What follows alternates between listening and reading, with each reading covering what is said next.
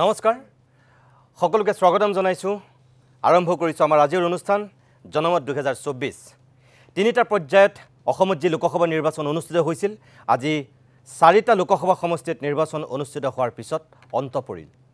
আৰু ইভিএমত বন্দী হল 4 জুনত আমি গম পাম এই 14টা লোকসভা সমষ্টিত কোনে শেষ হাঁহি মাৰিলে তথাপিও আজি আমি পোষ্টমৰ্টেম কৰিম এই 14টা লোকসভা সমষ্টিৰ সন্দৰ্ভতে ভাৰতীয় জনতা পাৰ্টিৰ প্ৰাক্তন সভাপতি তথা জ্যেষ্ঠ বিধায়ক সিদ্ধাৰ্থ ভট্টাচাৰ্য অন্যতম এগৰাকী অতিথি মই ভট্টাচাৰ্য ডাঙৰীয়াক অনুষ্ঠানলৈ স্বাগতম জনাইছো গুৱাহাটী সমষ্টিৰ প্ৰাক্তন সাংসদ দুবাৰৰ গুৱাহাটীক প্ৰতিনিধিত্ব কৰিছিল কিৰিপ চলিহা মই কিৰিপ চলিহা ডাঙৰীয়াক অনুষ্ঠানলৈ স্বাগতম জনাইছো দিগন্ত বৰ্মন বৰক্ষেত্ৰীৰ বিধায়ক দিগন্ত বৰ্মন নলবাৰীৰ পৰা আমাৰ লগত পোনপটীয়াকৈ আছে বৰ্মন ডাঙৰীয়াক মই অনুষ্ঠানলৈ স্বাগতম জনাইছো আৰু লেখক বিশ্লেষক ব্ৰজেন ডেকা আছে ব্ৰজেন ডেকা ডাঙৰীয়া আপোনাক মই স্বাগতম জনাইছো আৰু মৰিবুৰা ডাঙৰীয়া আহি ফালে আমি তেখেতৰ কাষলৈকো যাম মই প্ৰথমতেই ব্ৰজেন ডেকা ডাঙৰীয়াৰ কাষলৈকে আহিছো এগৰাকী বিশ্লেষক হিচাপে আপুনি বিভিন্ন সময়ত লিখামেলা কৰি আহিছে আপোনাৰ দৃষ্টিভংগী আমি দেখিছো এই যে নিৰ্বাচনটো শেষ হ'ল তিনিটা পৰ্যায়ত প্ৰথমতে যদি মই আপোনাক সুধো যে এটা বিশেষত্ব আপোনাৰ চকুত উজলি উঠা এই নিৰ্বাচনটো গতানুগতিকভাৱে পাৰ হৈছে নে আপোনাৰ দৃষ্টিত কৰবাত কিবা বিশেষত্ব উজলি উঠিল মানে অসমত আৰু এটা ইস্যুহীন নিৰ্বাচন অন্ত পৰিল এই নিৰ্বাচনটোত সামগ্ৰিকভাৱে গোটেই 14টা সমষ্টিকে সমানে চুই যোৱা কোনো ধৰণৰ বিষয়বস্তু বা ইস্যু আমি দেখা নাপালো আসলতে কেদিনমান আগতে 2021 চনত এটা নিৰ্বাচন হৈ গৈছে সেই সময়ত আমি যেটো কা বুলি কওঁ কায়ে এটা ইস্যু হ'ব নোৱাৰিলে গটিকে অন্য বিষয়ও এইবাৰো অসম চুক্তি এনআৰসি অসমীয়া জাতীয় অস্তিত্ব ৰক্ষা ইত্যাদি অসমীয়া জাতীয়বাদী শিবিৰক মূল হৈ থকা ৰাজনীতিত সেই কোনো ইস্যুই এইবাৰ ইস্যু নহল আসলতে মই দেখিছো যে এই একে সময়তে এই মোদীৰ গ্যাৰেণ্টিও কটো এটা বিশেষ এটা ইস্যু নহল মানে গটিকে যেতিয়া এটা কেন্দ্ৰীয় ইস্যু নাথাকিল সেইভাবে গোটেই নিৰ্বাচনটো এটা লোকেলাইজড হৈ গল মানে স্থানীয় পৰ্যায়লৈ গুচি গল আৰু যেতিয়া এটা নিৰ্বাচন স্থানীয় পৰ্যায়লৈ গুচি যায় তেতিয়া কিমান স্থানীয় হ'বগৈ তাৰ কোনো সীমা নাথাকে এটা অঞ্চল এখন গাঁও এটা চুবুৰী বা শেষত গৈ এখন ঘৰ এজন ভোটাৰো গৈ পেলাই ইস্যু হ'ব পাৰে তেতিয়া কি হয় যেতিয়া এনেকুৱা ইস্যু নাথাকে সামগ্ৰিকভাৱে সাধাৰণ ভোটাৰক এপিল কৰা তেতিয়া যিটো দলৰ আটাইতকৈ বেছি টকা থাকে মানুহ থাকে সংগঠন থাকে সেই দলটোৱে প্ৰতিজন ভোটাৰক গৈ পেলাই প্ৰত্যক্ষভাৱে যোগাযোগ কৰাৰ সম্ভাৱনাটো আটাইতকৈ বাঢ়ি যায় আৰু সেই দলটোই বেছি ভোট পোৱাৰ সম্ভাৱনাটো বাঢ়ি যায় যিটো এইবাৰ মই ভাবো সেই এডভান্টেজটো বিজেপিৰ হ'ব অসমত ইস্যু নোহোৱা কাৰণে বিজেপিৰ লাভ হ'ব একে সময়তে যদি গৌৰৱ গগৈয়ে বহুত ভোট পায় বা লুৰিন গগৈ জুটিয়ে যদি বহুত ভোট পায় বা নাপায় তেওঁলোকে পোৱা বা নোপোৱাটো লুৰিন জুটিয়ে ভোট পোৱাটো কোনো অসমীয়া জাতীয়তাবাদৰ ওপৰত নিৰ্ভৰ নকৰে বা নোপোৱাটো নিৰ্ভৰ নকৰে হেতু ডিব্ৰুগড়ৰ স্থানীয় ইস্যুৰ ওপৰত নিৰ্ভৰ কৰিব আহোম বাগানিয়া ইত্যাদি ইস্যুবোৰ একেদৰে যোৰহাটত যদি গৌৰৱ গগৈয়ে বহুত ভোট পায় বা নাপায় সেইটো সেই যোৰহাটৰ স্থানীয় ইস্যুৰ ওপৰত ডিপেন্ড কৰিব নিৰ্ভৰ কৰিব মই নাভাবো যে ৰাহুল গান্ধীৰ ন্যায়ৰ কথাখিনিয়ে তেওঁক বিশেষ ভোট আনি দিব বা নৰেন্দ্ৰ মোদীৰ গ্যাৰেণ্টিয়ে তেওঁৰ বিশেষ ভোট তেওঁৰ হাতৰ পৰা লৈ যাব যেটো কাৰণে বোধ হয় মই ভাবো যে এইটো এটা ভাল ৰাজনৈতিক বিচক্ষণতা আছিল যে তেওঁৰ সমষ্টিটোত তেওঁই যে আটাইতকৈ ডাঙৰ হেতু প্ৰমাণ কৰি ৰাখিলে তেওঁ কোনো কংগ্ৰেছৰ তেওঁতকৈ ডাঙৰ ৰাহুল গান্ধী বা প্ৰিয়ংকা গান্ধীক আনি পেলাই কোনো ধৰণৰ সভা সমিতি নকৰিলে যে তাত অন্তত যোৰহাটত গৌৰৱ গগৈ নিজকে সবতকে ওপৰত ৰাখিব চেষ্টা কৰিলে প্ৰিয়ংকা গান্ধী ৰেলী কৰিছিল যোৰহাটত এটা ৰোড শো কৰিছিল কিন্তু ৰাহুল গান্ধীৰ কোনো মিটিং নহল গতিকে এইটো এটা কোনো ধৰণৰ ইস্যু নোহোৱা নিৰ্বাচনৰ অন্ত পৰিল যত স্থানীয় ইস্যুবিলাক হল গতিকে মই এজন গুৱাহাটীৰ ভোটাৰ হিচাপে ডিব্ৰুগড়ৰনো কি কথাবিলাকে ভোটাৰক আকৰ্ষণ কৰিলে বা বিকৰ্ষণ কৰিবলৈ জানিবলৈ বিশেষ মই আগ্ৰহ বোধ নকৰিলো তেনেকৈ বোধ কৰি ডিব্ৰুগড়ৰ মানুহেও কি কাৰণে বিজুলী কলিতা মেধি বা মীৰা বৰঠাকুৰক ভোট দিলে গুৱাহাটীৰ মানুহে সেইটো জানিবলৈ আগ্ৰহ নকৰিলে ঠিক আছে মই আহিম আকৌ মই মৰিবুৰা ডাঙৰীয়া মই আপোনাৰ কাষলৈ আহিছো যে এগৰাকী বিশ্লেষক হিচাপে চিন্তাশীল ব্যক্তি হিচাপে আপুনি এই নিৰ্বাচনটো গতানুগতিকভাৱে পাৰ হোৱা বুলি ভাবে নে ক'ৰবাত আপোনাৰ দৃষ্টিত কিবা বিশেষত্ব আছে নিতুমণি দুই ধৰণে চাব পাৰি যদি এজন আপুনি অকল সাংবাদিকে গতানুগতিকভাৱে যোৱা 10-20 বছৰৰ নিৰ্বাচন যদি আপুনি পৰ্যবেক্ষণ বা নিৰীক্ষণ কৰিছে সেই হিচাপৰ পৰা চালে এইবাৰৰ যিটো নিৰ্বাচন আছিল সেই নিৰ্বাচনটো বৰ এটা ইন্টাৰেষ্টিং যেন লগা নিৰ্বাচন এফালৰ পৰা চালে নাছিলে কিন্তু মই এটা বেলেগ এটা প্ৰেক্ষাপটৰ কথা ক'ব বিচাৰিছো যে নিৰ্বাচনৰ 3 মাহমান আগলৈকে ধৰি লওক জানুৱাৰী মাহত যেতিয়া ৰাম মন্দিৰত আমাৰ প্ৰাণ প্ৰতিষ্ঠা হ'ল তাৰ পিছত সমগ্ৰ ভাৰততে এনেকুৱা এটা মানে মনোভাৱ মানুহৰ মনলৈ আহিছিল যে ভাৰতীয় জনতা পাৰ্টিক এইবাৰ আৰু ৰখোৱা সম্ভৱ নহব যেনেকে 2019 চনত পুলৱামাৰ কাৰণে তেওঁলোকে এটা ভাল ফলাফল দেখুৱাবলৈ মানে অন্যান্য কাৰণো নিশ্চিতভাৱে আছে ডাঙৰ এটা কাৰক আছিল বা ফেক্টৰ আছিল এইবাৰো তেনেকুৱা ধৰণৰ হ'ব বুলি অকল ৰাম মন্দিৰে নহয় নানান ধৰণৰ কথা আৰু কংগ্ৰেছৰ যিটো অৱস্থা হৈছিল বা হৈয়ে আছে এতিয়াও মানুহ গৈ আছে ইন্দোৰ বা আমি দেখিলো যে সুৰাট অদ্ভুত কৰোঁ তেওঁলোকৰ মনোনয়ন পত্ৰ দিয়াৰ পিছত শেষৰ দিনা তেওঁলোকে তাতো উইথড্ৰ কৰিলে আৰু বিজেপিক সিটখন দুটা সিট ইতিমধ্যে এৰি দিছে গতিকে মানুহে ভাবিছিল যে এইবাৰ বিৰোধীৰ পিনৰ পৰা তেওঁলোকক শক্তিশালীভাৱে প্ৰত্যাহ্বান জনাব সাগে আৰু নোৱাৰিব আৰু সেই কাৰণে তেনেকুৱা সময়তে ভাৰতীয় জনতা পাৰ্টিয়ে যেতিয়া সৰ্বভাৰতীয় প্ৰেক্ষাপটত 400 পাৰ এই ধৰণৰ কথা এটা কৈছিলে কিছুমান মানুহে বিশ্বাস কৰিবলৈ আৰম্ভ কৰিছিল কিন্তু আপুনি যদি সেফোলজিষ্ট এসময় আৰু প্ৰখ্যাত চিন্তাশীল ব্যক্তি আমাৰ প্ৰফেসৰ যোগেন্দ্ৰ যাদৱ তেখেতৰ যদি বিভিন্ন ধৰণৰ নিৰ্বাচনৰ যিখিনি নিৰাবেগভাৱে কৰা পৰ্যবেক্ষণ চাইছে তেতিয়াহলে তেওঁ কিন্তু কৈছে যে এইবাৰ আমাৰ ভাৰতীয় জনতা পাৰ্টিৰ মই যিটো এটা মানে কিছুমান জায়গা নিৰ্বাচন হ'বলৈ বাকি আছে 2019ৰ যিটো সংখ্যা আছিল সেই সংখ্যাটো কোনোপধ্যেই চুব নোৱাৰে বুলি তেওঁ ভাবে যে 2014 আৰু 19ৰ মাজত হয়তো উলমি থাকিব আৰু যদি বিৰোধী ইণ্ডিয়া যিটো গোট 6-7 মাহ আগতে হৈছিল বিভিন্ন কাৰণত আমি যি ধৰণৰ একতা আমি নহয় গণতন্ত্ৰক ভাল পোৱা মানুহে আশা কৰিছিল সেই একতা দেখা পোৱা নগল তথাপিও বিক্ষিপ্তভাৱে দিল্লী অন্যান্য অঞ্চলত আমি যিখিনি দেখিলো বা বিহাৰত দেখিছো এটা পৰ্যায়লৈকে সেই কথাৰ পৰা কিন্তু তেওঁলোক 2014-19ৰ মাজত উলমিব বা 14 চনৰ যিটো সংখ্যা আছিল তাতকেও কমিব পাৰে এটো হল এটা সৰ্বভাৰতীয় প্ৰেক্ষাপট অসমৰ ক্ষেত্ৰত আমাৰ ব্ৰজেন ডেকা ডাঙৰীয়াও কৈ আছিল এটা কথা কিন্তু হৈছে যে টকা পইচা কাৰ পইচা বেছি কাৰ ধন বেছি এইখিনি আৰু আজি নতুনকৈ ইয়াত কোৱাৰ প্ৰয়োজন নাই কিন্তু ইমানবোৰ টকা পইচা বা ধনবহুল বা ইমান যিটো তেওঁলোকৰ শক্তিশালী এপাৰেটাছ আৰু তেওঁলোকৰ নিৰ্বাচন মেনেজমেণ্টৰ যিটো কথা সেইটো কিন্তু মই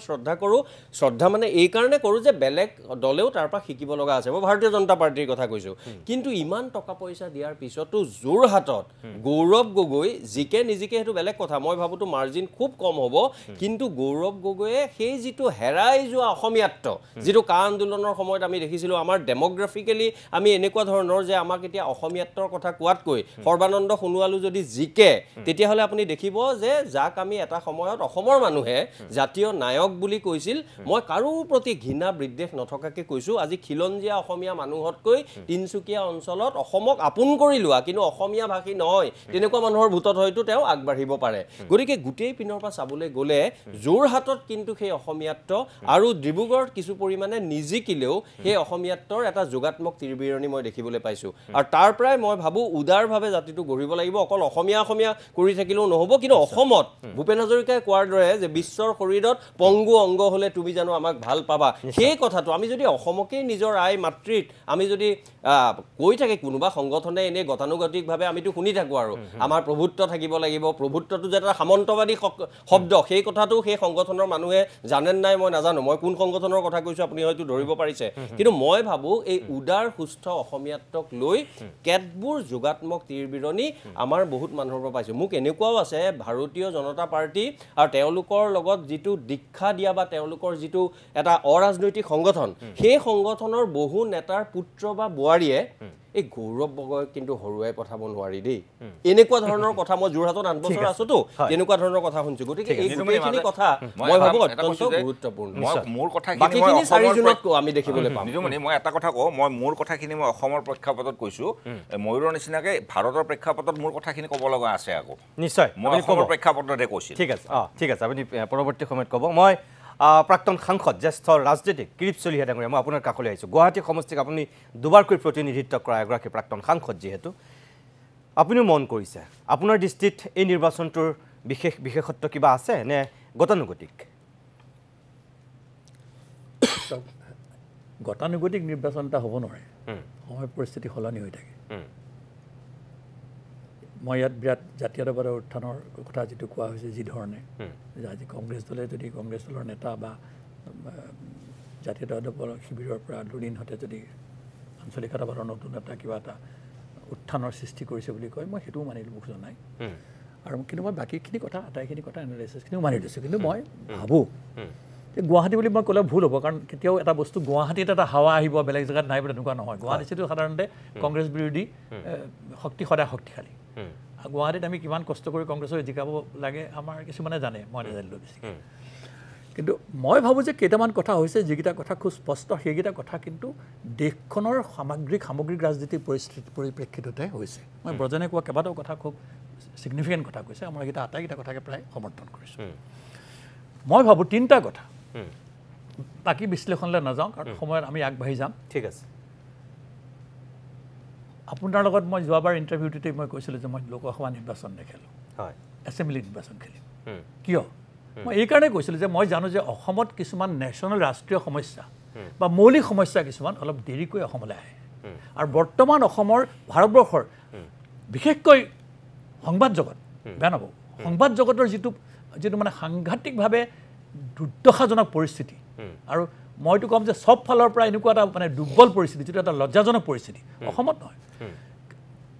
তাৰ পৰিপ্ৰেক্ষিতত অসমৰ মানুহক বাতৰি কাকতে যিটো বিতৰ্কৰ সৃষ্টি কৰিব লাগিছিলে বাতৰি কাকতে সময় যিটো দায়িত্ব পালন কৰিব লাগিছিলে দুইটা পক্ষকে যোগাৰ কৰা সেইটো নাইকিয়া হ'ল সেইকাৰণে এনেও অসমত সদায় ঢৌটো দেৰিকৈ আহে আপোনাৰ মনত আছে যেতিয়া আনকি জনতা দলৰ লহৰত কংগ্ৰেছ দল ভাঙি চুৰমাৰ হৈ গৈছে অসমত কিন্তু কংগ্ৰেছ দলেই সংখ্যাগৰিষ্ঠতা লৈ আহিছিলে তাৰপিছত যেতিয়া জনতা দল বহিলে তেতিয়া সেই গোলাম বৰবৰাই কংগ্ৰেছক কিন্তু উৰাই দিলে জনতা দলৰ পাৰ্টীয়ে তেনেকুৱা এটা পৰিৱেশ অসমলৈ আহিব বুলি মই ভবা নাছিলোঁ কিন্তু ভাৰতবৰ্ষত যে এনেকুৱা এটা বস্তু সৰ্বভাৰতীয় প্ৰেক্ষাপটত যে এটা প্ৰতিষ্ঠান বিৰোধী এটা আলোড়ন আৰম্ভ হ'ব সেইটো মই ভাবিছিলোঁ কিন্তু ইমান জোৰদাৰ বুলি ভবা নাছিলোঁ সেইটো কিন্তু জোৰদাৰ হৈছে এক নম্বৰ মানে এইটো ভিতৰি সেই জোৰদাৰটোৰ কথা কৈছে জোৰদাৰ হৈছে আৰু সেই জোৰদাৰটো এতিয়াৰ ভিতৰত থকা নাই ওলাই আহিছে কিন্তু এইটো আহিছে ঠিক ছেকেণ্ড ফেজ অফ ইলেকশ্যনৰ পিছৰ পৰা আৰু এতিয়া আগন্তুক দিনবোৰত আৰু বৃদ্ধি পাব বুলি মই নিঃসন্দেহ 2 নম্বৰ অসমৰ ক্ষেত্ৰত আঞ্চলিকতাবাদৰ যিটো কথা কোৱা হৈছে একেবাৰে দিগন্তকৰ কথাটো সঁচা অসমত ৰাজনীতি যদিও আজি হৈছে আজি শাসকীয় দলটোক বেয়া পোৱা ৰাজ্যতে হওক কেন্দ্ৰতে হওক কিবা এটা তেনেকুৱা এটা ঢৌ আৰম্ভ হৈছে সেইটো অকল সাধাৰণ মানুহৰ মাজত নহয় সেইটো আনকি বিজেপি দলত বা অন্য ৰাজনৈতিক দলবোৰতো তেনেকুৱা এটা ভাৱ হৈছে যে অৱহেলা এটা মানে যিটো বস্তু এটা ৰাজনৈতিক দলত আশা কৰা নাযায় ভাতৃত্ববোধ বা একতা সেই পৰিৱেশটো নাই গতিকে এটা আচৰিত ধৰণৰ এটা সুবিধাবাদী ৰাজনীতিৰ প্ৰতি মানুহৰ এটা কিন্তু মই আজি মই যেতিয়া ধৰক ভোট দিবলৈ গৈছোঁ মানুহবোৰে মানে এনেকুৱাকৈ কথা পাতিছে যিবোৰ কথা কিন্তু মই গুৱাহাটীত আগতে দেখা নাছিলোঁ অন্য ঠাইতো মই বিভিন্ন খবৰ লৈছোঁ এটা কিন্তু ভাৱ চবৰে আহিছে সকলোৱে খালি এটা কথা কৈছে পৰিৱৰ্তন লাগে এটা পৰিৱৰ্তন হৈছে সেইটোৱে ভোটলৈ পৰিৱৰ্তন হ'ব নহয় মই এতিয়া নাজানো কিন্তু মই এইটো কথা ক'ব পাৰিম যে this is the change from the flow that was taking place since 2014 and the image and the charisma of Narendra Modi is in a vein আৰু এই নিৰ্বাচনত তেওঁ জিকে নে হাৰে মই তেওঁ নকওঁ মই এতিয়াও জিকিবলৈ ধৰিছোঁ চাৰ্চৰ পাৰ্টৰ অসমক কথা এইটো নকওঁ এইটো আমি যোগ কিন্তু জিকিলেও মই আপোনাক ক'লোঁ 2024ৰ পিছৰ পৰা উভতনি সোঁত আৰম্ভ হ'ব তাত কোনো সন্দেহ নাই আৰু তাৰপিছৰখিনি পাছত ক'ম ঠিক আছে মই ধন্যবাদ জনাইছোঁ মই যদি শুনি আছে মই দিগন্ত বৰ্মন ডাঙৰীয়া মই আপোনাৰ কাষলৈ গৈছোঁ আপুনি ফিল্ডত আজিৰ দিনটোতো পুৰা ঘূৰি আছিল যিটো কাৰণে আপুনি গুৱাহাটীলৈ আহিব নোৱাৰিলে আপুনি কি দেখিছে যে এগৰাকী বিধায়ক হিচাপে ৰাজনীতিক হিচাপে ফিল্ডত ঘূৰি থকা মানুহ হিচাপে কিবা বিশেষত্ব আছে নে গতানুগতিকভাৱে এই নিৰ্বাচনটো পাৰ হৈছে মই গতানুগতিক হিচাপ বুলি ভাবিব নোৱাৰোঁ কাৰণ মই দেখিছোঁ এই নিৰ্বাচনত আমি যিমান আশা কৰিছিলোঁ আজি বিশেষকৈ মোৰ সমষ্টিত যিটো বৰক্ষেত্ৰী সমষ্টি পুৰণি বৰক্ষেত্ৰী আৰু নতুন বৰক্ষেত্ৰী কাৰণ এইবাৰ আফটাৰ ডিলিমিনেশ্যন নতুনকৈ সীমা নিৰ্ধাৰণ হৈছে এই গোটেইখিনিতে মই দেখিলোঁ যে মানুহে এটা পৰিৱৰ্তন বিচাৰিছে যে মই যোৱাকালি সন্ধিয়া মই গুৱাহাটীৰ পৰা আহিছিলোঁ ৰাতিপুৱা গৈছিলোঁ সন্ধিয়া আহিছোঁ মই যেতিয়া কলিতাগুছি হাজো হৈ মই মোৰ সমষ্টি মোকালমোৱা দৌলাশাললৈ আহিছিলোঁ, ইমান গাড়ী আহিছে, চাৰিচকীয়া গাড়ী আৰু কিছুমান টেম্পো ভাগত মানুহ আহি আছে আৰু মই ইমান জাম পাইছোঁ, ট্ৰেফিক জাম। মই এখন চাহ দোকানত ৰখিলোঁ, ৰখি 2-এটা মানুহ চাহ খাব সোমাইছে। প্ৰত্যেকজন মানুহে বিভিন্ন ঠাইৰ পৰা ভোটদান কৰিবলৈ আহিছে। হয়তো তেওঁলোকৰ নেটিভ ভিলেজত গৈ পেলাই ৰাতিটো থাকিব, ৰাতিপুৱা ভোটদান কৰিব। আৰু বেছিভাগ মানুহৰ কথা বতৰা মই আচলতে ক'লে দিগদাৰী, মোক অলপ চিনি পায়। মোৰ লগত থকা মানুহবিলাকে সোধাতে তেওঁলোকে কৈছিলে যে আমি এটা পৰিৱৰ্তন বিচাৰিছোঁ। আৰু মই ভাবোঁ যে এই যে মূল্যবৃদ্ধি বা অন্যান্য যিটো আজি ভাৰতবৰ্ষত চলি আছে, যিটো আমাৰ ধৰ্মীয় মেৰুকৰণেই হওক বা অন্যান্য ইছ্যুবিলাকৰ ক্ষেত্ৰত, যে এইবাৰ তেওঁলোকে এটা পৰিৱৰ্তন বিচাৰিছে। আৰু মই আজিও চেণ্টাৰসমূহত গৈ দেখিছিলোঁ, মই যিবিলাক চেণ্টাৰত ইমান ভোট পাম বুলি ভবা নাছিলোঁ, তাৰে মোৰ এজেণ্টসকলে মোক কৈছে যে যথেষ্ট সংখ্যক মানুহে বিজেপিৰ বিপক্ষে ভোটদান কৰিছে। গতিকে পৰিৱৰ্তন বিচাৰিছে মানুহে। ইয়াৰ কাৰণ বহুত, আপোনাৰ মূল্যবৃদ্ধি আছে, GST আছে, আনএমপ্লয়মেণ্ট আছে। গতিকে নিশ্চিতভাৱে আমি ক'ব পাৰোঁ যে ইছ্যুবিহীন ৰাজনীতি বুলি আমি ক'ব নোৱাৰোঁ। ইছ্যু এইটোৱে যে চাৰিওফালে মূল্যবৃদ্ধি, মানুহে জুৰুলা হৈ গৈছে। আৰু বিশেষকৈ আজি কিছুদিন আগতে মই টাইমছ অফ ইণ্ডিয়াত নিউজ এটা পঢ়িছিলোঁ যে 30% IIT গ্ৰেজুৱেট, 30% IIT গ্ৰেজুৱেটে কোনো চাকৰি পোৱা নাই। আমি আটাইতকৈ মেধা বুলি ক'লে IIT-বিলাকৰ ষ্টুডেণ্টবিলাককে বুজি পাওঁ যে যদি 30% IIT গ্ৰেজুৱেটে চাকৰি নাপায়, তে সাধাৰণ মানুহে কেনেকৈ চাকৰি পাব? গতিকে সেইকাৰণে কৈছোঁ যে মানুহে এটা পৰিৱৰ্তন বিচাৰিছে, ডেকা শক্তিয়ে ওলাই আহিছে। আৰু নিশ্চিতভাৱে এইবাৰ তেখেতসকলে বিজেপিৰ বিপক্ষে ভোটদান কৰিছে বুলি মই অনুমান কৰিছোঁ। হয়, আপুনি লাইনত থাকিব, মই আকৌ পৰৱৰ্তী সময়ত যাম। সিদ্ধাৰ্থ ভট্টাচাৰ্য আছে যিহেতু শাসক পক্ষৰ ফালৰ পৰা, এগৰাকী জ্যেষ্ঠ বিধায়ক, প্ৰাক্তন সভাপতি। অকণমান আমি বিৰতি লৈ ল'ম, তাৰপিছতেই তেখেতৰ কাষলৈ আমি পোনে পোনে উভতি আহিম।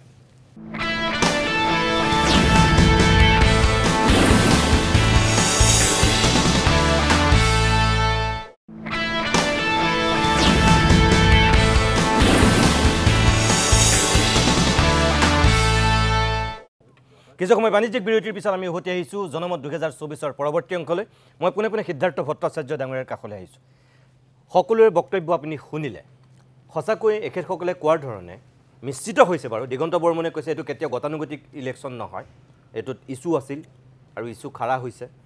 এখেতসকলে কৈছে যে গতানুগতিকভাৱে মোটামুটি পাৰ হৈছে, 2-এটা ক্ষেত্ৰত অলপ ব্যতিক্ৰম। ময়ূৰ বৰা ডাঙৰীয়াও কৈছে। আপুনি কি বুলি ভাবে? মই গোটেইকেইজনৰে যিটো বিশ্লেষণ সেইটো শুনিলোঁ আৰু স্বাভাৱিকভাৱে তেখেতসকলে নিজা দৃষ্টিভংগীৰে গোটেই কথাবোৰ কৈছে। আৰু নিজা ৰাজনৈতিক চিন্তা বা তেখেতসকলৰ যিটো তেখেতসকলৰ মঞ্চ, সেই মঞ্চৰ বক্তব্যই তেখেতসকলে ৰাখিছে। গতিকে এইটো অস্বাভাৱিক একো নহয়, তেওঁলোকে তেওঁলোকৰ বক্তব্য ৰাখিছে। মই ভাবোঁ যে যিটো ইছ্যুলেছ গতানুগতিক নিৰ্বাচন বুলি ক'লে, এই গতানুগতিক ইছ্যুলেছ নিৰ্বাচন আমাৰ যেতিয়া আমাৰ নিৰ্বাচনী প্ৰচাৰ হৈছে, আপুনি দেখিছে যে আমি উন্নয়নৰ কথা কৈছোঁ। আৰু আপুনি যদি চাই তেতিয়াহ'লে গোটেই নিৰ্বাচনটোত কিন্তু আমি উন্নয়নমূলক কাম কাজবিলাকৰ মাজত ৰাখিছোঁ। জনকল্যাণমুখীয়ে হওক বা অন্যান্য যিবিলাক আমাৰ কথা কোৱা হৈছে, অকল উন্নয়নক লৈ কৈছোঁ। আৰু সেইটোক যদি আমাৰ কাউণ্টাৰ কৰিব পৰা নাই, তেওঁলোকে যদি কাউণ্টাৰ নেৰেটিভ এটা সৃষ্টি কৰিব পৰা নাই, that is their failure, not ours, not ours. তেওঁলোকে যদি কিবা এটা এনেকুৱা ধৰণৰ তেখেতসকলে ইছ্যু সদায় ৰেইজ কৰে। আজিৰ দিনত তেখেতসকলে উঠাব পৰা কা আন্দোলনটো দেখিলে আপোনালোকে, কা আন্দোলনৰ যিটো তেওঁলোকে এটা ইছ্যু উলিয়াই পেলাই যিটো যুঁজু ভয় বুলি কয়, সেই যুঁজু ভয় দেখুৱাব বুজি পেলাই তেখেতসকলে আজিতো গোটেইখিনি হ'ল 2-1 মানুহ, কোনোবা সাংসদ হ'ল, কোনোবা নেতা হ'ল, কোনোবা এটা ৰাজনৈতিক দলৰ সভাপতি হ'ল, সেইটো বেলেগ।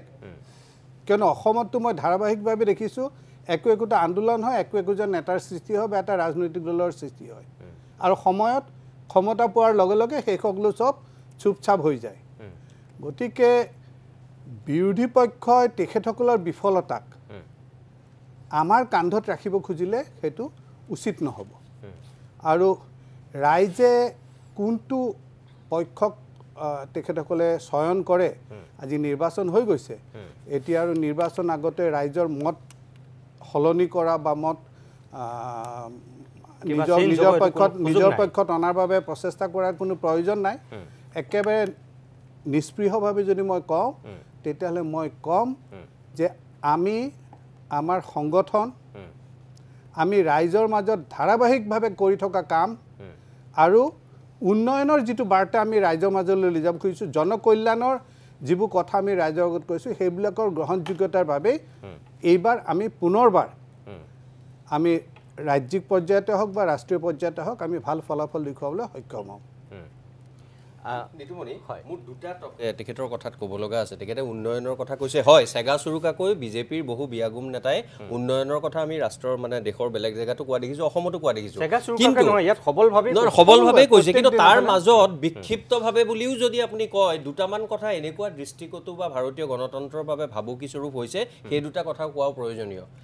আন কোনো নেতাই নহয় স্বয়ং সন্মানীয় প্ৰধানমন্ত্ৰীয়ে ৰাজস্থানত কংগ্ৰেছৰ মেনিফেষ্টত থকা নথকা এইবোৰ কথা ধূসৰ কৰি লৈ ভাৰতৰ যিটো দ্বিতীয় বৃহৎ ধৰ্মৰ মানুহ ইছলাম ধৰ্মাৱলম্বী মানুহৰ ওপৰত যিখিনি কথা ক'লে তাত মই কোনো উন্নয়নৰ প্ৰভাৱ দেখা নাই কোনো উন্নয়নৰ ৰেখ দেখা নাই দ্বিতীয় এটা কথা কওঁ এতিয়াৰ কথাটো মই ভাল পাইছোঁ আমাৰ সন্মানীয় মুখ্যমন্ত্ৰী তেখেতৰ লগৰ অন্যান্য বহু মন্ত্ৰীয়ে প্ৰথম পৰ্যায়ৰ নিৰ্বাচন হৈ যোৱাৰ পিছত দ্বিতীয় পৰ্যায়ত আমাৰ যিখিনি বংগমূলীয় মুছলমান লোক আছে নাগৰিক দেই মই নাগৰিকৰ কথা কৈছোঁ তেওঁলোকক ভোট বিচাৰিছে তেওঁলোকৰ কাৰণে কাম কৰা বুলি কৈছে মোৰ সামান্যতমো তাত আপত্তি নাই কাৰণ গণতান্ত্ৰিক ব্যৱস্থাত সকলোৰে ভোট আপুনি খুজিব পাৰে কিন্তু তাৰ লগত থকা আগৰ কথাখিনিলে মনত পেলাই দিয়ে কি কৈছিল যে এইখিনি মানুহৰ ভোট নালাগে এইখিনি মানুহক লৈ কিমান তুচ্ছ তাচ্ছিল্য পেংলাই কৰা হয় গতিকে মই এইটো কথাহে ক'ব বিচাৰিছোঁ হয় উন্নয়নৰ কথাও কৈছে কিন্তু তাৰ লগত মেৰুকৰণৰ দৰে কথা সন্মানীয় প্ৰধানমন্ত্ৰী আৰু সন্মানীয় মুখ্যমন্ত্ৰী আৰু অন্যান্য মন্ত্ৰীসকলে কিন্তু ইয়াত কৈছে আৰু সেইবোৰ কথাৰ জৰিয়তে তেওঁ ভাবে যে মানুহৰ মনত যিবোৰ ইমোচনেল মাৰ্কাৰ বুলি কয় উন্নয়নৰ কথাতকৈ এইবোৰ কথাৰ জৰিয়তে তেওঁলোকৰ কোৰ কনষ্টিটুৱেঞ্চি বুলি যিটো কোৱা হয় তাৰ বুকুত সোমাবলৈ হয়তো সহজ মই এই দুটা কথা দৰকাৰী বুলি ভাবি ক'লোঁ মই কাউণ্টাৰটো দিছোঁ তেখেতে কৈছে যেতিয়া ৰাহুল গান্ধীয়ে নিজকে জনায়ুধাৰী ব্ৰাহ্মণ বুলি কয় তেতিয়া কি এটা কেটাৰ কৰিব খোজা নহয় নেকি আজিলৈকে মই কেতিয়াও কোনো এজন আজি এখেতে এতিয়া কৈছে কিন্তু আজিলৈকে মই কেতিয়াও মুখত শুনা নাই যেতিয়া কংগ্ৰেছ দলত ক্ষমতাত আছিল তেতিয়া আমি কৈছিলোঁ এতিয়া আপোনালোক আছে ভাৰতৰ বহু মই জাষ্ট এটা বাক্য কওঁ ভাৰতৰ বহু সূত্ৰধাৰে এতিয়া নিউজত কি কৰে যে শাসকীয় দলক তেওঁলোকে প্ৰশ্ন নকৰে গদি মেডিয়াৰ কথাটো কেনেকৈ আহিল তেওঁলোকে কেৱল ৰাহুল গান্ধী আৰু অন্যান্যসকলক প্ৰশ্ন কৰে মই আপোনাৰ লগত আগতেও বহিছোঁ আপুনি জানে যেতিয়া কংগ্ৰেছ আছিল আপুনি যেতিয়া সভাপতি আছিল সেই সময়ত মোৰ অলপ সমৰ্থন আছিল নে আছিল মইতো হিন্দুত্বৰ কোনোদিন হেৰি নহয় 2014 চনত UPAৰ পৰ্বতসম দুৰ্নীতিৰ বিৰুদ্ধে নৰেন্দ্ৰ মোদীৰ কথাখিনিক সমৰ্থন কৰিছিলোঁ কিন্তু এতিয়া যিটো কথা ভুল দেখিছোঁ এজন সামান্য নাগৰিক হিচাপে মই সেইটো কথাই কৈছোঁ বাকী এতিয়া আপোনাৰ মঞ্চ মোৰ মঞ্চ মানে আপুনি ডিষ্টাৰ্ব নকৰিব মাজত নকৰোঁ এবাৰ কৰিলোঁ আৰু কথা যিটো খুদ আছে এইটো ভাঙি নিদিব মোৰ কথা হৈছে তেখেতসকলে কৰিলে ঠিকে আছে আজি এখেতে কৈ আছে যে প্ৰথম পৰ্যায়ত তেনেকুৱা ধৰণৰ বিষয়বোৰ অহা নাই উজনি অসমত যিটো নামনি অসম বা মধ্য অসমৰ ভয়াৱহতা সেই ভয়াৱহতাৰ উজনি অসমত নাই গতিকে উজনি অসমত যিখিনি ইছ্যু হ'ব সেই ইছ্যুখিনি নামনি অসমৰ যিখিনি ইছ্যু সেইখিনিৰ লগত একলগ হৈ আছে বুলি ক'ব গ'লে এইটো সঠিক নহ'ব তেখেতসকলৰ মই কৈছোঁ তেখেতসকলৰ বুলি ইমান ময়ূৰ বৰাক বুজোৱা নাই কিন্তু আজি আপুনি অখিল গগৈৰ মাত শুনকগৈ যেতিয়া অখিল গগৈয়ে 3 গগৈৰ কথা কয় এটা বিশেষ কমিউনিটিক তেখেতে হেৰি কৰি কয় তে সেইটো কৰিলে কিন্তু কোনো কমিউনেল নহয় কোনো কমিউনিটি বেছ নহয় সেইটো কৰিলে অসমীয়া হয় কিন্তু আজি যদি কোনোবাই যিটো অপ্ৰিয় হ'লেও সত্য সেই অপ্ৰিয় সত্যকটো ৰাজহুৱাভাৱে কয় তেতিয়াহ'লে তেখেতসকলৰ অসমীয়াবাদ জাগি উঠে আজি অসমৰ বাবে আটাইতকৈ ডাঙৰ যিটো থ্ৰেট সেই থ্ৰেটটোৰ সম্পৰ্কে তেখেতসকলে একো নকয় গতিকে তেখেতসকলে যিটো গদি মিডিয়া কয় গদি মিডিয়াৰ বিপক্ষে মইতো কওঁ যে তেখেতসকলতো এটা পক্ষৰ মিডিয়া তেখেতসকলেতো এটা নেৰেটিভে কয় নিউট্ৰেলিটো কোনেও কোৱা নাই যদি নিউট্ৰেলি ক'লে হয় তেতিয়াহ'লে মই বুজিলোঁ হয় যে দুই পক্ষই কোনোবাই নহয় কোনোবা এটা ছাইড লৈছেই গতিকে ছাইড লোৱাৰ পিছত মই কৰিলে দুখ নহয় কিন্তু তেওঁ কৰিলে দুখ এনেকুৱা ধৰণৰ দৃষ্টিভংগী হ'ব নালাগে আৰু এনেকুৱা যদি দৃষ্টিভংগী হয় তেতিয়াহ'লে সেই দৃষ্টিভংগী কেতিয়াও সফল নহয় ঠিক আছে মানে নিজমনে এটা বাক্য নিৰপেক্ষতা বস্তুটো বৰ কিন্তু গণ্ডগোলীয়া বস্তু মই কাহানিও কোৱা নাই মই নিৰপেক্ষ যিমান পাৰোঁ বস্তুনিষ্ঠ হ'বলৈ চেষ্টা কৰোঁ সন্মানীয় ভট্টাচাৰ্য ডাঙৰীয়া মোতকৈ এজন জ্যেষ্ঠ তেওঁ গুৱাহাটীবাসী আৰু তেওঁ আমাৰে সমষ্টিৰ বিধায়ক গতিকে তেখেতক সন্মান সহকাৰে কৈছোঁ মই কেতিয়াও নিৰপেক্ষ কাৰণে নিৰপেক্ষ শব্দটো কিন্তু বৰ সাংঘাতিক এটা গণ্ডগোলীয়া শব্দ বুলি মই ভাবোঁ যেতিয়া যিটো পাৰোঁ ভাৰতীয় সংবিধানে দিয়া অধিকাৰৰ ওপৰত ভিত্তি কৰি ৰাইজৰ কথা অসম আৰু অসমীয়াৰ তেতিয়াহ'লে ময়ো আকৌ কাউণ্টাৰ কৰিব লাগিব মই আপোনাক কৈছোঁ যে মই কাউণ্টাৰ কৰিব নোখোজোঁ খালি মই এটা কথা জাষ্ট এক লাইন গিভ মি 10 ছেকেণ্ডছ অনলি সেইটো হৈছে যে নিৰপেক্ষ শব্দটো যদি ইমানেই ভয়াৱহ বা ইমানে যদি ভয় লগা তেতিয়াহ'লে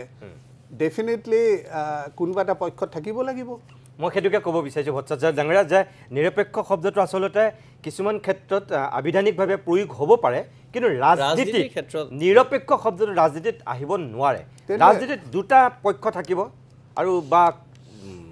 দল হিচাপে বেলেগ বেলেগ থাকিব পইণ্ট কাউণ্টাৰ পইণ্ট থাকিব সেইটোকে মই ক'লোঁ যে এটা শাসক পক্ষ এটা বিৰোধী পক্ষ ৰাজনীতিত যেতিয়া কোনোবাই কথা ক'ব তেনেহ'লে এটা হয় শাসক পক্ষৰ হৈ ক'ব লাগিব নহয় বিৰোধী পক্ষৰ হৈ ক'ব লাগিব কাৰেক্ট গতিকে ইয়াত কোনো নিৰপেক্ষ কথাটো আহিবই নোৱাৰে মই অকণমান সময়ৰ কাৰণে আকৌ বাণিজ্যিক বিৰতি ল'ম তাৰপিছতে আপোনালোকৰ মাজলৈ উভতি আহিম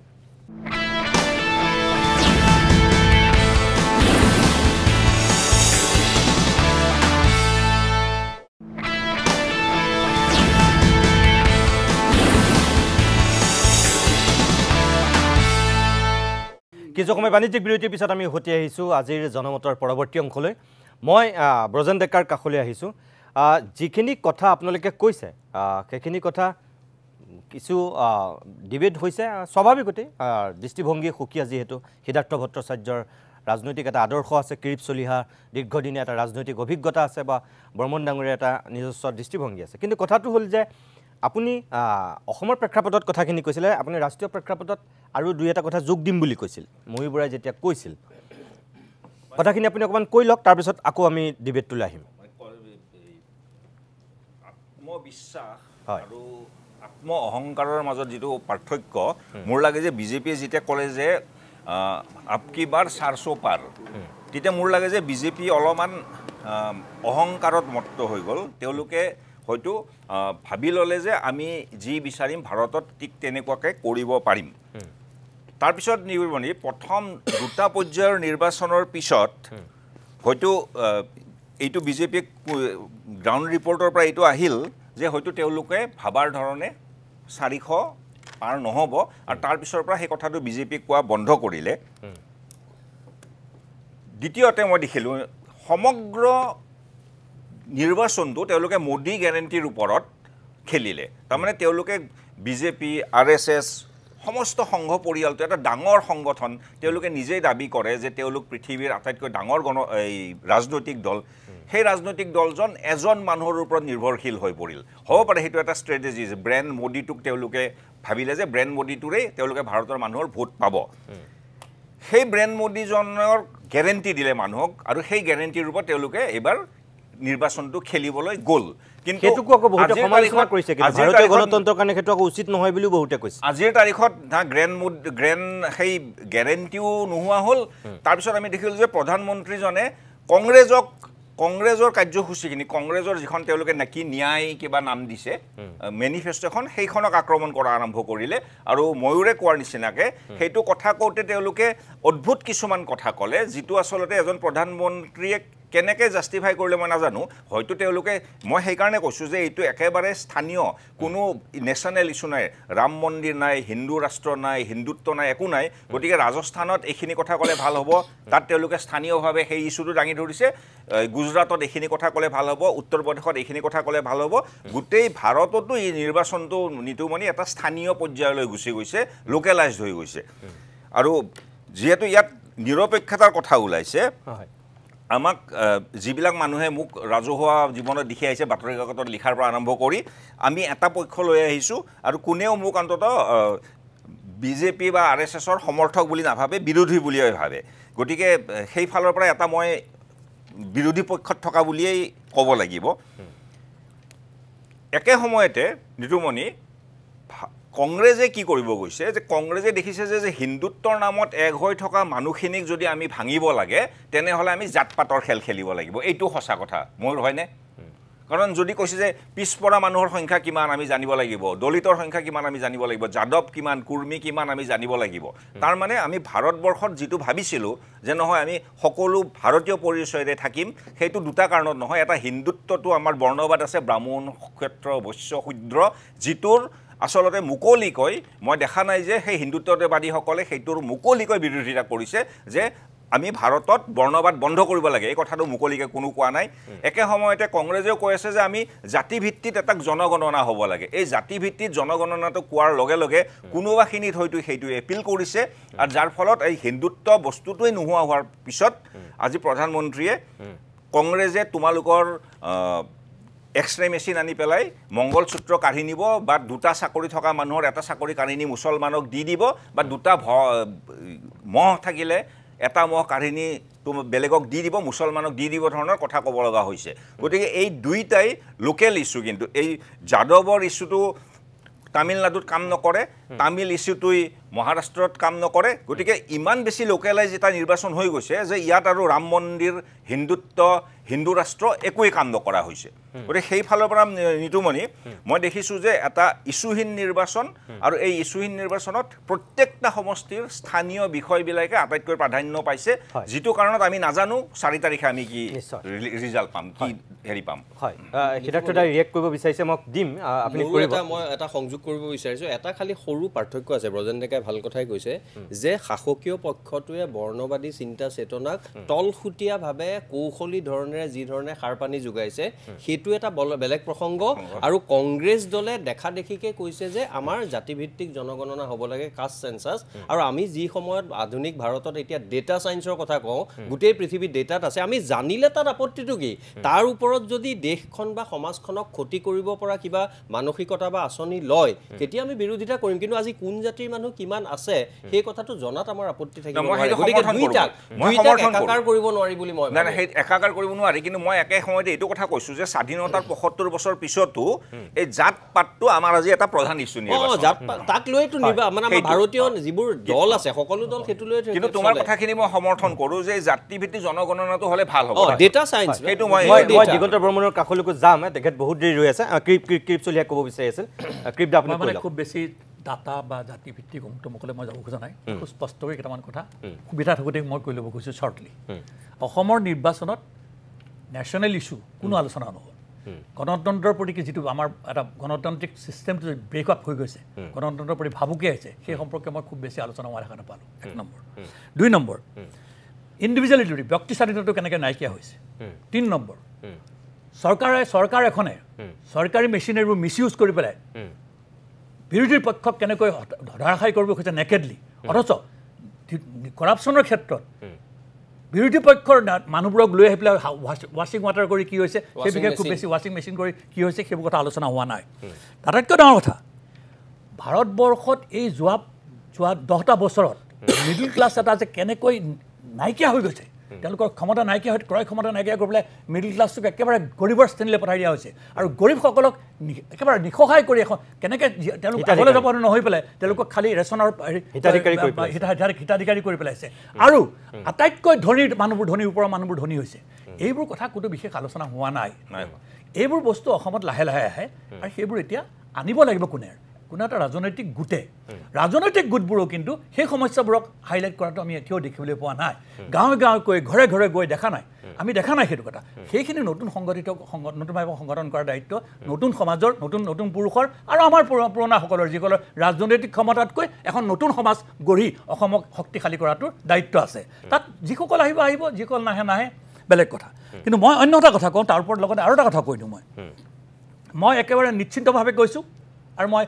আপোনালোকৰ সন্মুখত যেতিয়া কৈছোঁ ৰাইজৰ সন্মুখত কোৱাৰ নিচিনাই কথা মই আকৌ কৈছোঁ যে নিৰ্বাচন সিদ্ধাৰ্থই কৈছে যে নিৰ্বাচন শেষ হৈ গ'ল নিৰ্বাচন শেষ হোৱা নাই অসমতে শেষ হৈছে it is a national issue it is a national election নিৰ্বাচনৰ মূল ফালটো আৰু আছেই এইটো থাৰ্ড ফেজ আজি আৰু আৰু 4-5টা আছে আটাইতকৈ ক্ৰিটিকেল যিবোৰ ষ্টেট তাত নিৰ্বাচন মই শেষ কৰি লওঁ মই ইউ পাৰমিট মি মোৰ ফ্ল'টো নাইকিয়া আপোনাৰ পাৰিছে নেকি গতিকে এইবোৰ ঠাইত যিবোৰ ঠাইত কোনো ভবা নাছিলে যে বিজেপি কোনো ধৰণৰ মানে চেলেঞ্জ আহিব BJP walk over like U P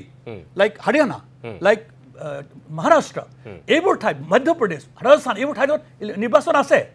মই কৈছোঁ যে লাহে লাহে কিন্তু যিটো আমি এটা যিটো ভবা নাছিলোঁ আমি 400 পাৰ বুলি ভবা নাই কিন্তু অন্ততঃ 360 পাৰ হৈ পেলাই চৰকাৰখন মোদীৰ হ'ব বুলি কাৰো সন্দেহ নাছিল ইমান মোৰো সন্দেহ নাছিল কিন্তু এতিয়া মই অনুভৱ কৰিছোঁ যে সেইটো খুব কঠিন হৈ যাব পাৰে আৰু যিয়েই নহওক 2024 ইলেকশ্যনত ক্ষমতাত কোন আহে সেইটো ডাঙৰ কথা নহয় 2024 পিছতেই বিজেপি নহয় মই আকৌ কৈছোঁ সিদ্ধাৰ্থ ভট্টাচাৰ্যই নিশ্চয় প্ৰতিবাদ কৰিব কৰক গুজৰাট গেঙৰ যিটো অটপালি সেই অটপালি পতনৰ দিশে যে অগ্ৰগামী হ'ব তাত কোনো সন্দেহ নাই আৰু মানুহ জাগ্ৰত হ'ব মই ধন্যবাদ জনাইছোঁ মই আহিম সিদ্ধাৰ্থ ভট্টাচাৰ্য আৰু দিগন্ত বৰ্মনৰ কাষলৈ আহিম অকণমান সময়ৰ কাৰণে জনমতত পুনৰ বাণিজ্যিক বিৰতি লৈ লৈছোঁ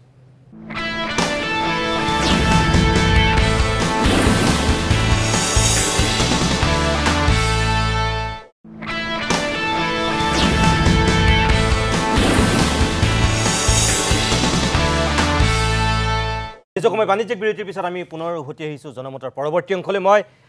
দিগন্ত বৰ্মনৰ কাষলৈ যাব বিচাৰিছোঁ বহু সময় ধৰি আপুনি মৌন হৈ আছে দিগন্ত বৰ্মন ডাঙৰীয়া যিখিনি কথা ইয়াত কৈছে আপুনি শুনিছে ক্ৰীপ চলিহা এগৰাকী জ্যেষ্ঠ ৰাজনীতিক তেখেতে কৈছে যে কিছুমান ইছ্যু আচলতে খাৰা কৰিব নোৱাৰিলে কিন্তু যি ধৰণে সুযোগ পাইছিল নোৱাৰিলে আৰু ব্ৰজেন ডেকাও সেই কথাটো কৈছে তাৰমানে আপোনালোকে পায়ুক বহুত বস্তু হেৰুৱালে নেকি নোৱাৰিলে নেকি সেইখিনি ৰাইজৰ মাজলৈ লৈ যোৱাত ব্যৰ্থ হ'ল নেকি কংগ্ৰেছক বুলিও ক'ল নাই গম কোনটো দলত আছে এতিয়া কংগ্ৰেছ এতিয়াও কি কংগ্ৰেছ দিগন্ত বৰ্মন শুনিছে যদি সঁচাকৈ ইছ্যু নাথাকে হয় হয় মই শুনিছেনে হয় হয় কওক হয় শুনিছেনে হয় যদি ইছ্যু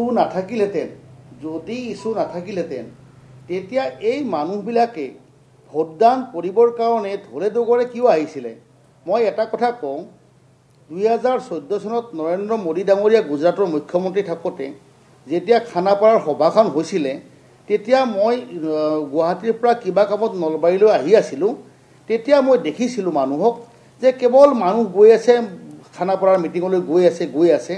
আৰু এজন SBৰ মানুহক মই সুধিছিলোঁ তেওঁ তেতিয়া মোক কৈছিলে যে প্ৰথম 30,000 তাত 20,000 50,000 তাৰপিছত 1 ঘণ্টাৰ পিছত ক'লে বোলে 80,000 তাৰপিছত নহয় লাখ পাৰ হৈ গ'ল তেওঁ ক'লে 1.5 লাখ যে এই যিটো মই পৰিৱৰ্তন আছিলে আৰু সেইকাৰণে মানুহে এনেকৈ ভোট দিছিলে মোদী ডাঙৰীয়াক বিশ্বাস কৰি পেলাই কিন্তু কোনো প্ৰতিশ্ৰুতি তেওঁলোকে পালন কৰিব নোৱাৰিলে হল্লমে নাহিলে বিদেশী বহিষ্কাৰৰ সলনি তেওঁলোকে বিদেশী আদৰাৰ প্ৰস্তুতি চলিলে মানুহৰ উপাৰ্জন কমি আহিল বুলি সকলোৱে জানে ইয়াৰ কাৰণ হৈছে ভুল অৰ্থনীতি আৰু শেহতীয়াভাৱে ED CBI ইনকাম টেক্স আদি লগাই পেলাই বিৰোধী দলৰ মানুহবিলাকক ব্যতিব্যস্ত কৰি তুলিলে বিশেষকৈ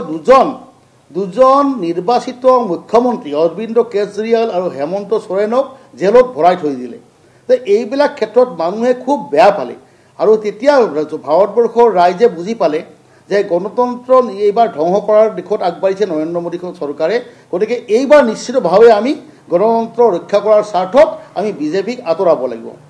অসমৰ ক্ষেত্ৰত আমাৰ মাননীয় মুখ্যমন্ত্ৰী ডক্টৰ হিমন্ত বিশ্ব শৰ্মাই আগতেই গম পাইছিলে যে আমি সমষ্টি যদি পুনৰ নিৰ্ধাৰণ নকৰোঁ আমি কোনোপধ্যে অসমত আমি 14টা আসনত আমি ভালকৈ কণ্টেষ্ট কৰিব নোৱাৰিম আৰু সেই ইচ্ছাকৃতভাৱে ইলেকশ্যন কমিশ্যনৰ লগত লগ হৈ পেলাই তেওঁলোকে আজি সীমা নিৰ্ধাৰণ কৰি দিলে আপুনি যদি চাই আজি ধুবুৰীত ধুবুৰী কনষ্টিটিউশ্যনৰ জনসংখ্যা 28 লাখ হৈৰাজ কোকৰাঝাৰত 7 লাখ কৰি দিছে আজি বৰপেটাত 19 লাখ গতিকে এনেকুৱা যিটো সমানুপাতিক যিটো ভোটাৰ থাকিব লাগিছিল সেইটো তেওঁলোকে নিৰ্বাচনী আয়োগে সেইটো নাৰাখিলে গতিকে সম্পূৰ্ণ যিটো ভৌগোলিক পৰিসীমা এইবিলাক কমপ্লিটলি চেঞ্জ কৰি পেলাই নিজৰ স্বাৰ্থত বিজেপিক ক্ষমতাত বহুৱাৰ স্বাৰ্থত তেওঁলোকে ডিলিমিটেশ্যন কৰিলে তৃতীয়তে আৰু এটা মই আপোনালোকক কথা কৈছোঁ যে মাননীয় মুখ্যমন্ত্ৰী মহোদয়ে এটা সময়ত বাৰম্বাৰ এটা কথা কৈ আহিছিলে যে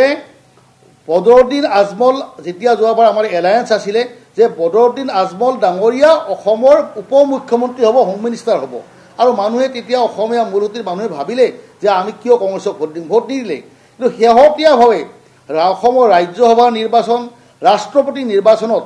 UDFৰ সকলো বিধায়কে যেতিয়া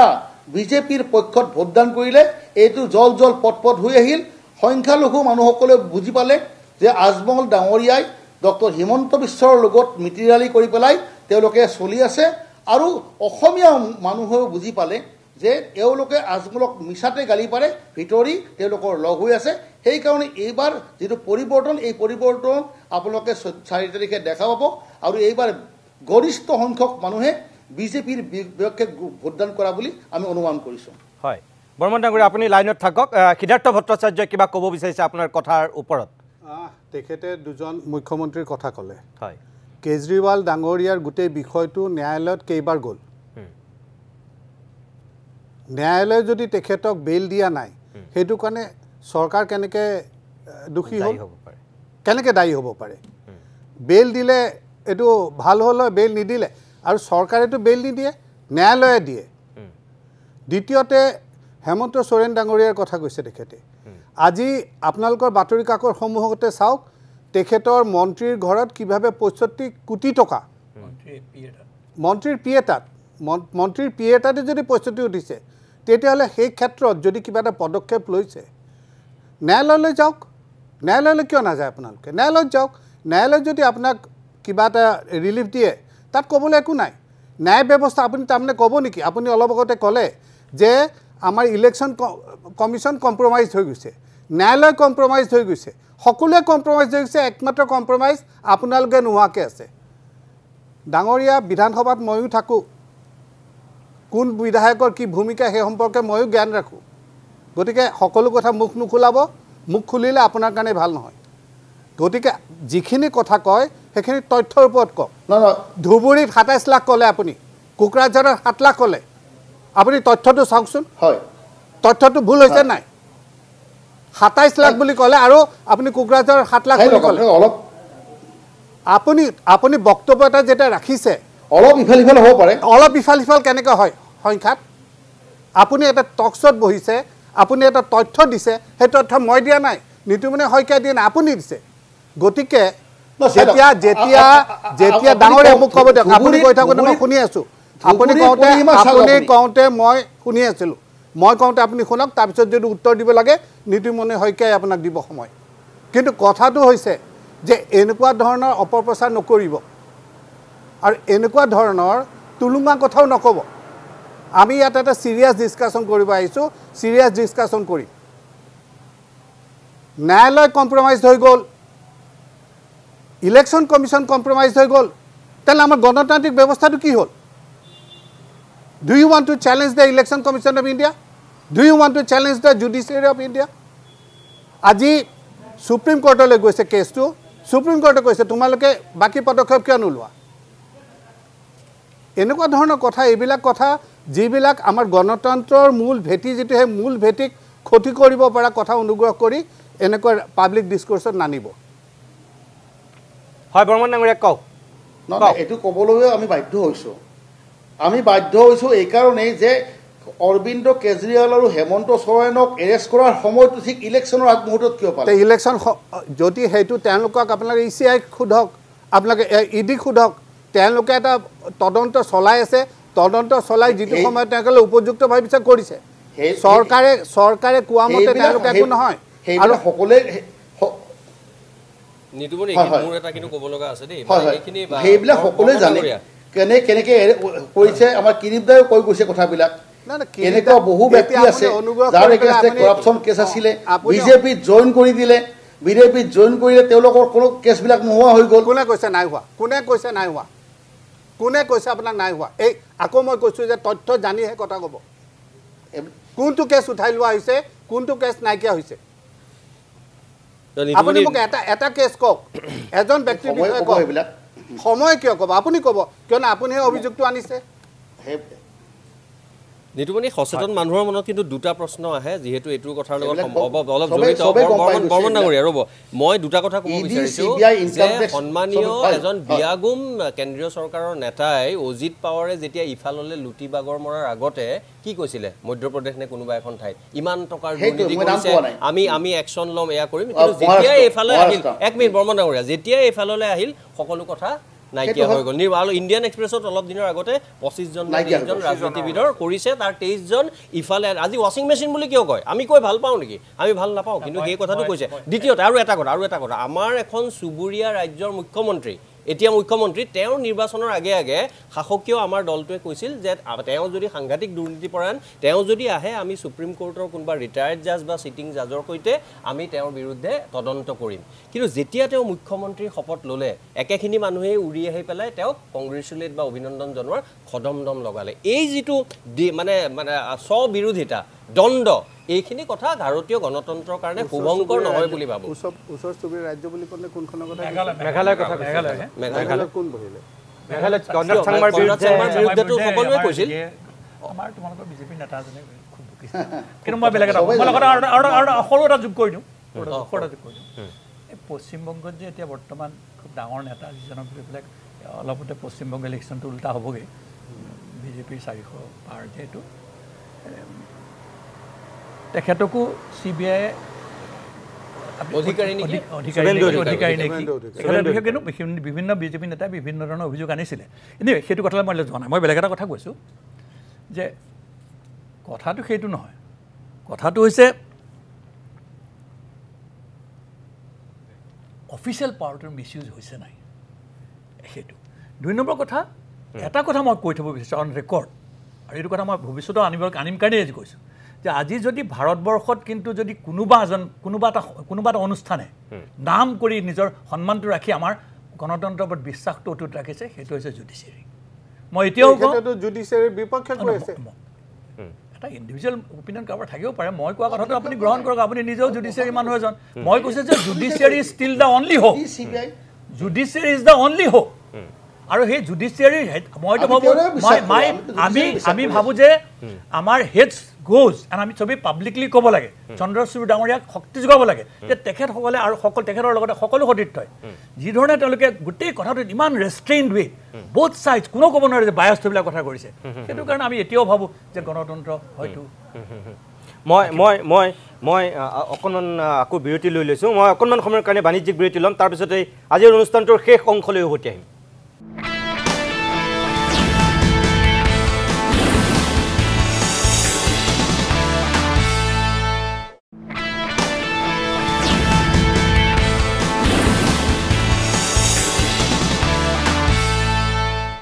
কিছু সময় বাণিজ্যিক বিৰতিৰ পিছত আমি উভতি আহিছোঁ আজিৰ অনুষ্ঠানটোৰ শেষ অংশলৈ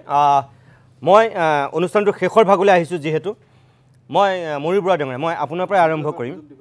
আপুনি কৈ লওক তাৰপিছতে মই মৰিৰ বৰাৰ কাষলৈ যাম বাৰু হয় কৈ লওক আৰু এটা প্ৰসংগ যিটো বাৰ বাৰ মই শুনি আছোঁ সকলোৱে যথেষ্ট আপকি বাৰ 400 পাৰ এইটো সাধাৰণ এটা পলিটিকেল ষ্ট্ৰেটেজি হয় যেতিয়া কোনোবা এটা ল'ৰা মই এটা উদাহৰণ দি কৈছোঁ যে এটা ল'ৰাই যেতিয়া মেট্ৰিক পৰীক্ষা দিবলৈ প্ৰস্তুতি চলায় তেতিয়া মাক দেউতাকে কি কয় যে তই এবাৰ মেট্ৰিকত ফাৰ্ষ্ট হ'ব লাগিব কিন্তু ল'ৰাটোৱে যদি ফাৰ্ষ্ট নহয় 10টাৰ ভিতৰত থাকে তেতিয়াহ'লে মাক দেউতাকে যথেষ্ট সন্তুষ্টি লাভ কৰে you give a target Modi ji has given a target what is the worst যিটো গালি নাখায় কিমান হ'ব পাৰে definitely better than last time if it is not better then it is bad you're on record I am on record we'll talk on 5th we'll talk on 5th কিয়নো এটা কথা কৈ থওঁ মই আপোনাক যে বাৰ বাৰ এনেকুৱা এটা কথা কোৱা হৈছে অলপ আগতে যিটো কৈছে মই সেই কথাটোৰ লগত এগ্ৰী যে আমাৰ যিকেইটা ফেজত হ'ব ইয়াত আমাৰ তৃতীয় ফেজত আমাৰ অসমৰ 14টা সমষ্টি শেষ হ'ল বাকীকেইটা যিকেইটা আছে সেইকেইটাত এতিয়াও নিৰ্বাচন হোৱা নাই সেইকেইটা নিৰ্বাচন হওকচোন তাৰ পিছতহে আমি এই ধৰণৰ কথাবোৰ পাতিম এতিয়া মইতো ভাবোঁ যে এইটো যথেষ্ট প্ৰিমেচিয়ৰ আৰু এইবাবে অৱশ্যে আমাৰ অসমীয়া চেনেলটো আৰু ইউপিত নাচায় বা কৰ্ণাটকাত নাচায় বা হেৰিত নাচায় গতিকে it will not create any kind of narrative for those elections কিন্তু তথাপিতো আজি এই নিৰ্বাচনৰ পৰ্যালোচনা কৰিবলৈ আমি ইয়াত বহিছোঁ আমাৰ অসমৰ প্ৰেক্ষাপটত আমি অসমৰ প্ৰেক্ষাপটত মই অসমৰ প্ৰেক্ষাপটতে মেইনলি আপোনাক প্ৰশ্নখিনি হয় আৰু মই যেতিয়া উত্তৰ দিম তেতিয়াহ'লে মই অসমৰ কথাখিনি দিয়ে দিম হয় অসমৰ ক্ষেত্ৰত আমি যিটো কৈছোঁ যে এইবাৰ আমি ৰেকৰ্ড সংখ্যক আমি আগতে যিমান লোকসভা সমষ্টি জিকিছিলোঁ তাতকৈ অধিক সংখ্যক লোকসভা সমষ্টিত আমি জয়ী হ'বলৈ সক্ষম হ'ম নিতুমণি আপুনি মোক সুধিছিলে মই শেষত এটা কথাই ক'ব বিচাৰোঁ এটা হ'ল মই সংখ্যাৰ কথাটো অসমৰ প্ৰেক্ষাপটত আৰু এটা হ'ল মই এজন নাগৰিক হিচাপে কি বিচাৰোঁ মই বিচাৰোঁ যে আৰু কেইটামান পৰ্যায়ৰ আমাৰ নিৰ্বাচন হ'বলৈ এতিয়া বাকী আছে আমি যেন আৰু মেৰুকৰণৰ কথা নেদেখোঁ সমন্বয় সম্প্ৰীতিৰ যিটো কথা ভট্টাচাৰ্য ডাঙৰীয়ে কৈছে আজি ষ্টুডিঅ'ত সেই সমন্বয় সম্প্ৰীতিৰ বতৰা বিজেপি দলৰ প্ৰতিজন নেতাই কওক তেওঁলোকে যি ধৰণে ভাবে কেম্পেইন কৰক আমাৰ তাত কেতিয়াও আপত্তি নাই কিন্তু মেৰুকৰণ হিন্দু মুছলমান এই ধৰণৰ কথা যাতে আমি নেদেখোঁ সেইটো এজন নাগৰিক হিচাপে মোৰ দ্বিতীয় কথাটো অসমৰ ক্ষেত্ৰত হাইপথেটিকেলি আজি যেহেতু অসমৰ সকলো নিৰ্বাচন হৈ গ'ল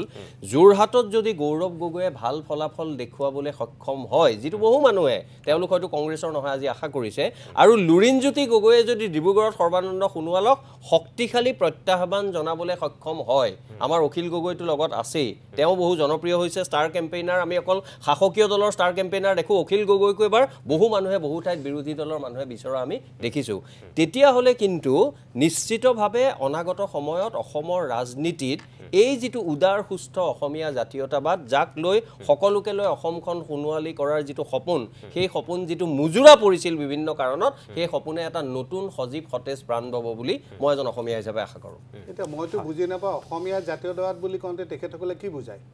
অসমীয়াৰ সংখ্যাটো মোক জনাওকচোন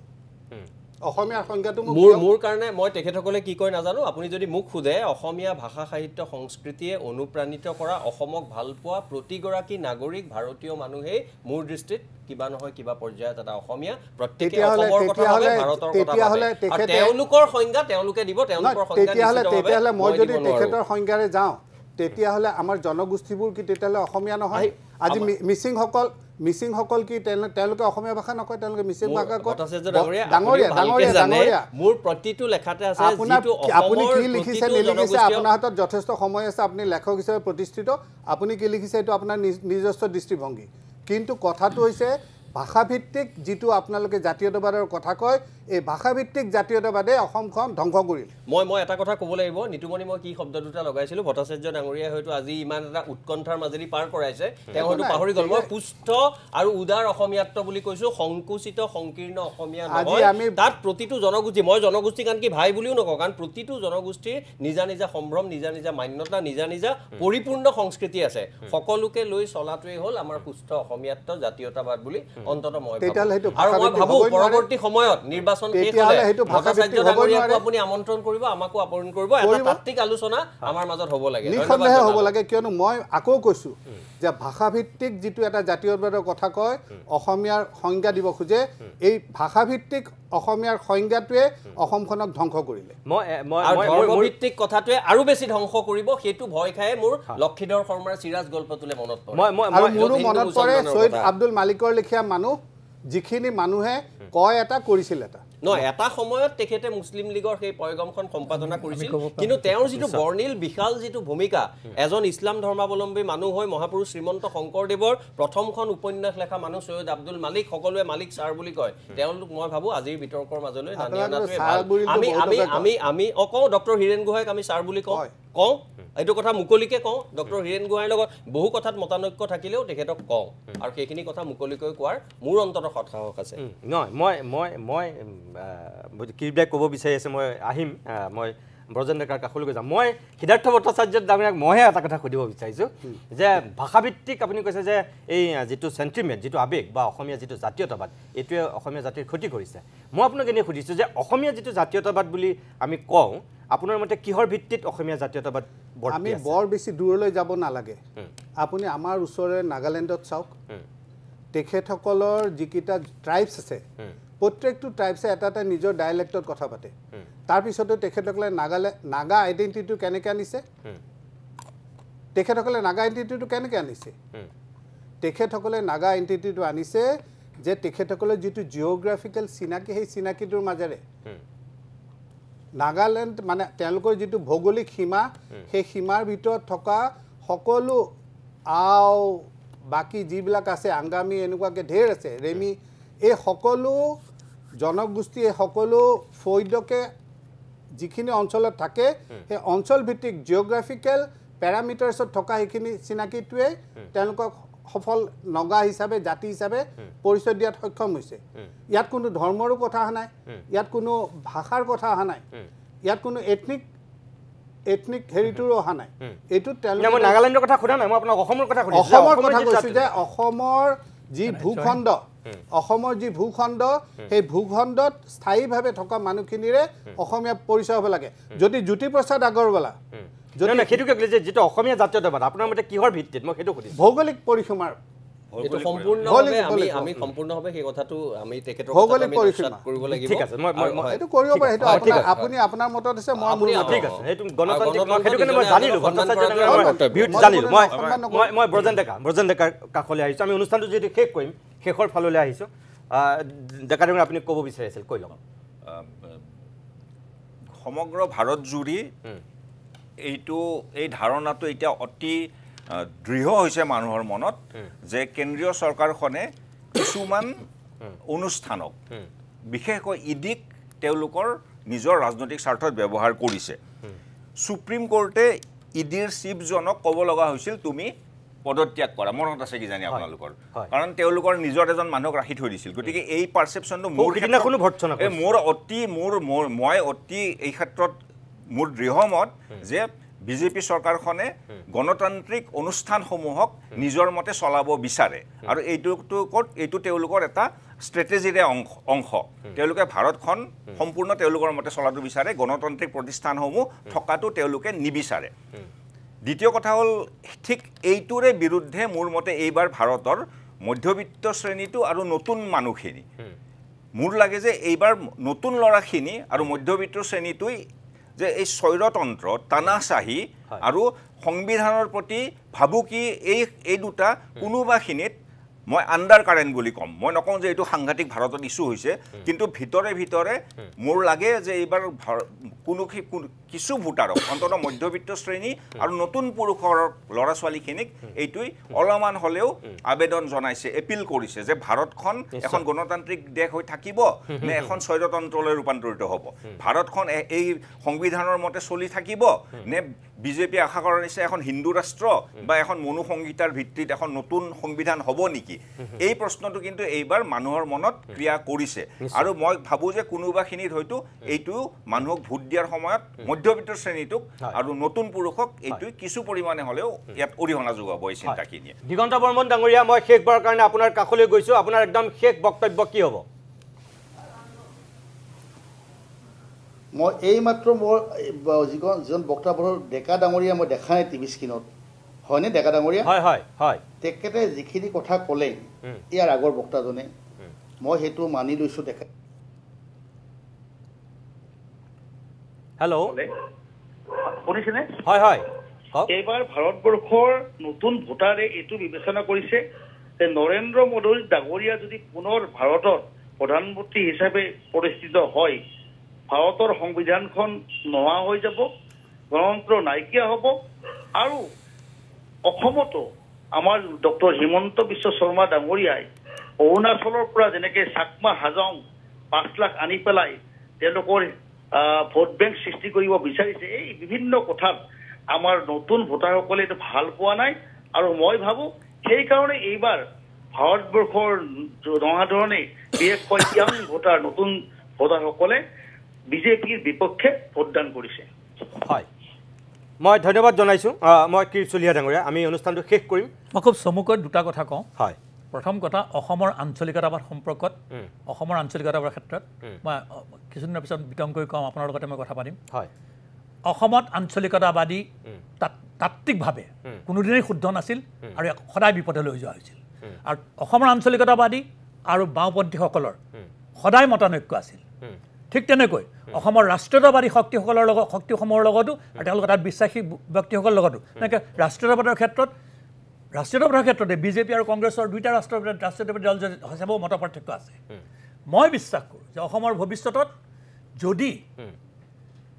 এটা বিকল্পৰ নতুনকৈ উদ্ভৱ কৰা হয় সেই বিকল্পটো এই তাৰ মাজেদি সকলোৰে মাজেদিয়ে এটা নতুন সৃষ্টি হ'ব লাগিব নতুনকৈ এটা ধাৰা সৃষ্টি হ'ব লাগিব এটা নতুন তাত্ত্বিক আমি তাৎপৰ্য থকা এটা দিশ আনিব লাগিব